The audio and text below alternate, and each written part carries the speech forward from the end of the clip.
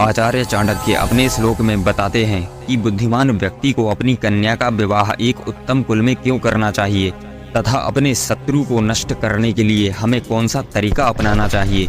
तो आचार्य चाणक्य कहते हैं कि बुद्धिमान व्यक्ति को चाहिए कि वह अपनी कन्या का विवाह एक उत्तम घर में करे। उत्तम घर से तात्पर्य ऐसे परिवार से है जहां पारिवारिक सदस्य संस्कारशील हो, एक दूसरे का मान सम्मान करते हो, धर्म कर्म में भी रत रहते हो। इसी तरह पुत्र को उत्तम शिक्षा दिलानी चाहिए ताकि वह आगे चलकर परिवार का मान सम्मान बढ़ाए।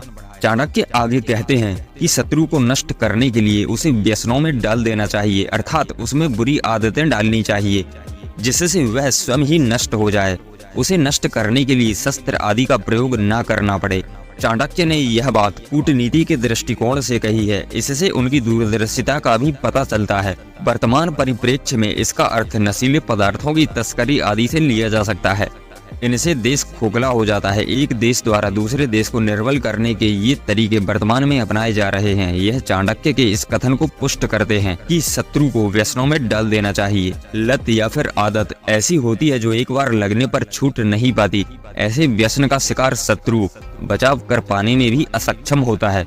अपने अगले श्लोक में आचार्य बताते हैं कि आपके जीवन में कभी यदि ऐसा मौका आए कि दुर्जन व्यक्ति व सर्प में से किसी एक का चयन आपको करना पड़े तो आपको सर्प का चयन क्यों करना चाहिए। तो आचार्य बताते हैं कि दुर्जन व्यक्ति सर्प से भी कहीं अधिक विषैला होता है, क्योंकि सर्प तो समय आने पर ही डसता है या किसी भी तरह के आक्रमण से बचाव की दृष्टि से ही डसता है, लेकिन दुर्जन व्यक्ति स्वभावतः कदम कदम पर डसता है, अर्थात हानि पहुंचाता है। इस तरह देखा जाए तो दुर्जन व्यक्ति सर्प से भी कहीं अधिक विषैला होता है। इसीलिए जब भी सर्प व दुर्जन में से चयन का प्रश्न खड़ा हो तो सदैव हमें सर्प का ही चयन करना चाहिए। वैसे भी मनुष्य से संसार के सभी जीव जंतु भयभीत रहते हैं। वे आक्रमण मात्र अपने बचाव के लिए ही करते हैं, हानि पहुंचाने की दृष्टि से वे कभी आक्रमण नहीं करते। अपने अगले श्लोक में आचार्य बताते हैं कि आपको हमेशा कुलीन घराने के लोगों को ही अपने निकट क्यों रखना चाहिए एवं हमेशा अच्छे घर के लोगों को ही अपना मित्र क्यों बनाना चाहिए। तो रहस्य से पर्दा उठाते हुए आचार्य हमें मार्गदर्शन देते हैं एवं कहते हैं कि पूर्व काल में राजा कुलीन व्यक्तियों को ही महत्वपूर्ण पदों पर नियुक्त किया करते थे, क्योंकि ऐसे कुलीन लोग उच्च शिक्षित होते थे। उच्च शिक्षित होने के कारण वे राजाओं की हर काल में स्वविवेक से सहायता किया करते थे।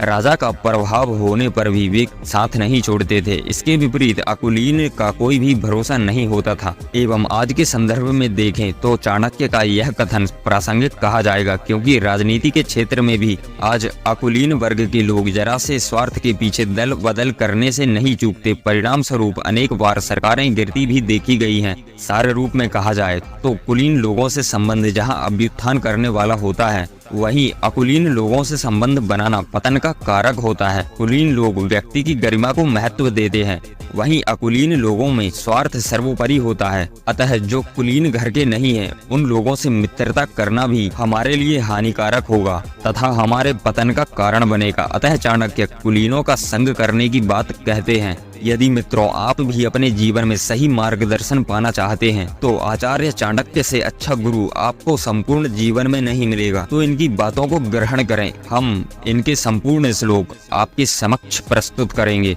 तो आपसे निवेदन है कि हमारी वीडियो को लाइक करें एवं चैनल को सब्सक्राइब करें।